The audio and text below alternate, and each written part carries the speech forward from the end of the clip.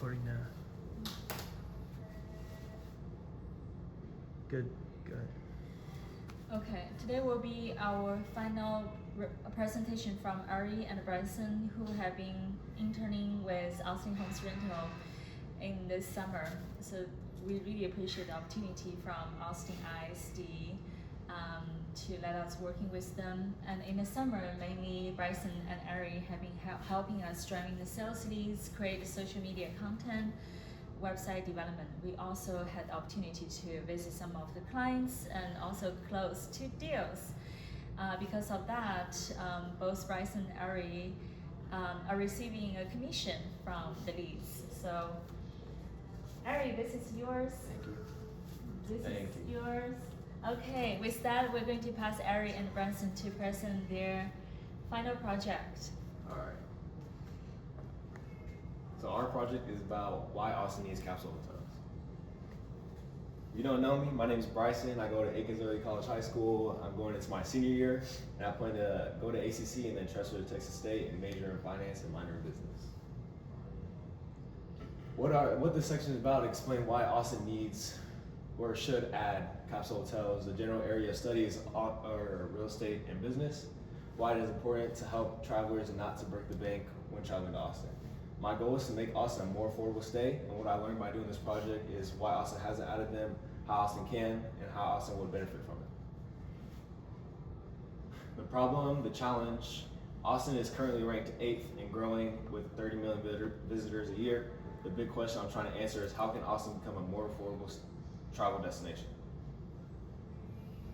A little definition of capsule hotel is a small, affordable hotel that provides guests with a private sleeping space instead of a full room.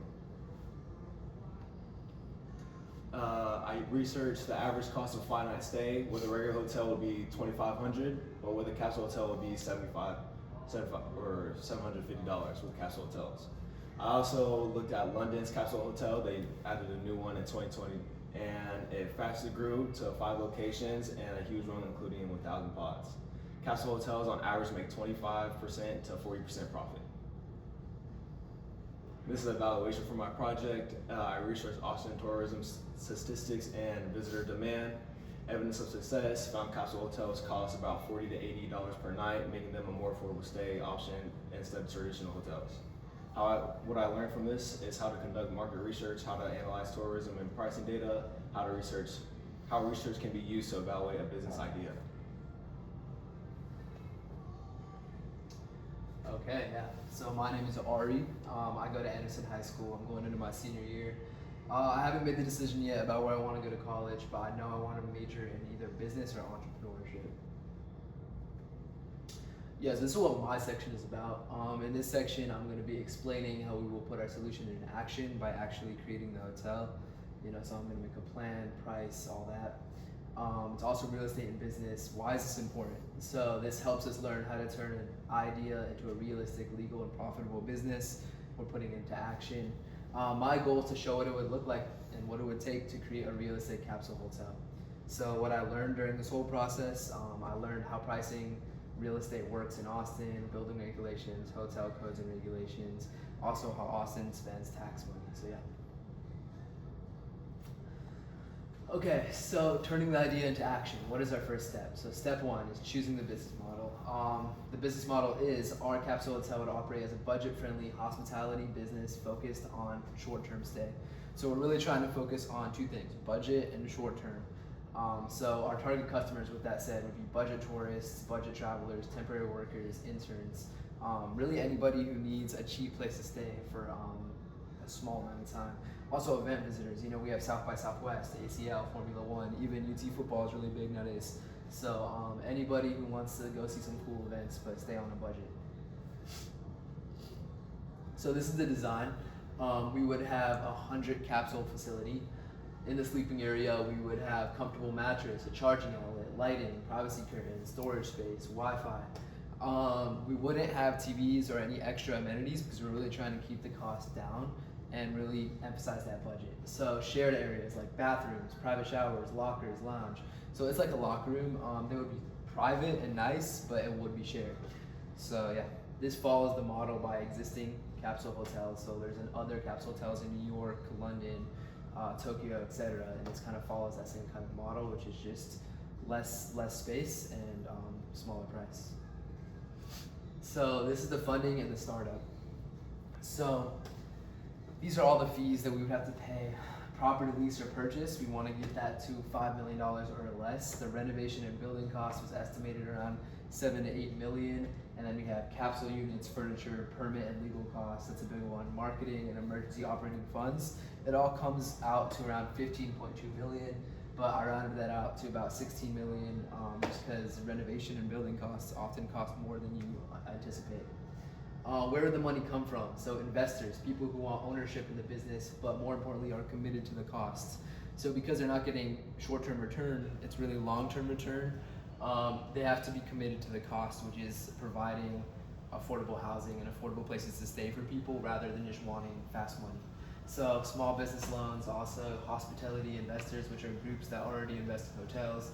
And we would also try to get some partnerships with UT Austin, local tourism. A lot of places are willing to partner with things that are going to bring more tourism to Austin.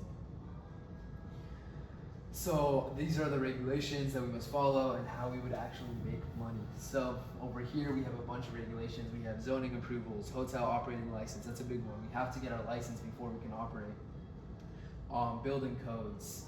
Fire safety regulations would probably be the most dense because we have to get a sprinkler system, smoke detectors, fire alarms, emergency lighting, marked exits, and then ADA accessibility. This is something new that I learned.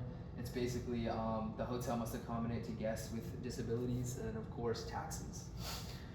So how we would make money, 100 capsules to start out, that could grow to over 1,000, $60 per night, 75% occupancy is what we're kind of aiming for.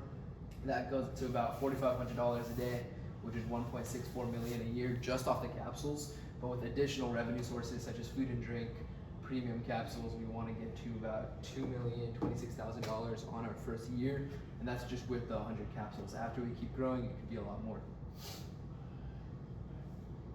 Okay. And this is the experts we consulted. We also got to get a chat with the mayor, Kirk Watson, and obviously Zuri. And we also got to chat with some real estate investors like Tony and Kent. And I also contacted Austin Hotels and London and New York Capsule Hotels.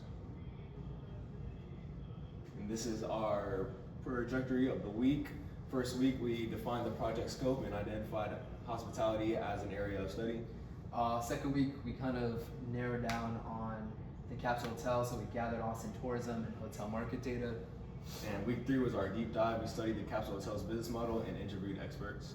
And then finally, week 4, we built a cost-benefit comparison versus traditional hotels, trying to see that difference in cost. And then in week 5, we wrote a findings and recommendation report. So week 6, which is now, we finalized this deck and we rehearsed. We rehearsed yesterday, and we gathered feedback. All right, this is our text alignment.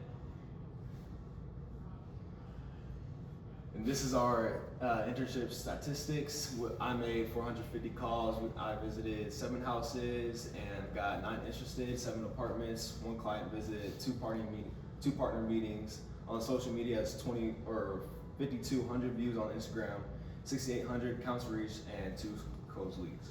Yeah, so I made a little less calls. I made 441. I visited more houses, house 9, 7 interested, 4 clients visited. I was able to visit a lot of clients with Zoe 1 week.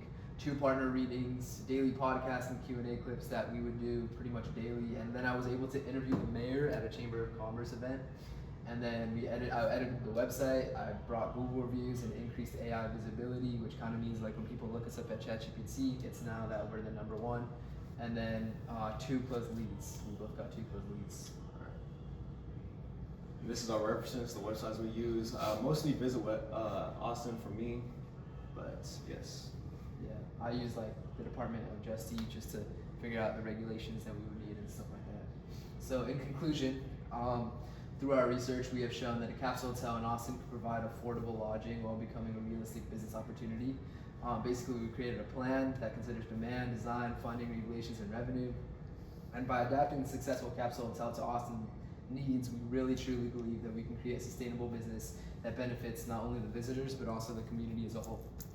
And this is the 4 points to take away. Number 1, Austin has a strong tourism demand.